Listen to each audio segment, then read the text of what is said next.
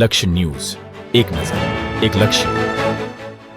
ચલાલા શહેરમાં મચ્છરજન્ય રોગચાળો અટકાવવા માટે ડીડીટીનો છંટકાવ. ચલાલા નગરપાલિકા દ્વારા શહેરમાં મચ્છરજન્ય રોગચાળો ફેલાતો અટકાવવા માટે તકેદારીના ભાગરૂપે વિવિધ વિસ્તારોમાં ડીડીટી દવાનો છંટકાવ કરવામાં આવ્યો હતો. નગરપાલિકાના પ્રમુખ જયરાજવાળાની સૂચના મુજબ નગરપાલિકાની ટીમ દ્વારા શહેરના અલગ અલગ વિસ્તારોમાં દવાનો છંટકાવ કરી મચ્છરોના ઉપદ્રવને નિયંત્રણમાં લેવા કામગીરી હાથ ધરવામાં આવી હતી. ચોમાસાની ઋતુ દરમિયાન મચ્છરજન્ય રોગચાળો ન ફેલાય તે માટે નગરપાલિકા દ્વારા સ્વચ્છતા અને આરોગ્યલક્ષી કામગીરીને વધુ વેગ આપવામાં આવ્યો છે. નગરપાલિકા દ્વારા લોકોને પણ પોતાના આસપાસના વિસ્તારમાં પાણીનો ભરાવ ન થવા દેવા તેમજ સ્વચ્છતા જાળવવા અપીલ કરવામાં આવી રહી છે. રિપોર્ટર ટીનુભાઈ લડિયા.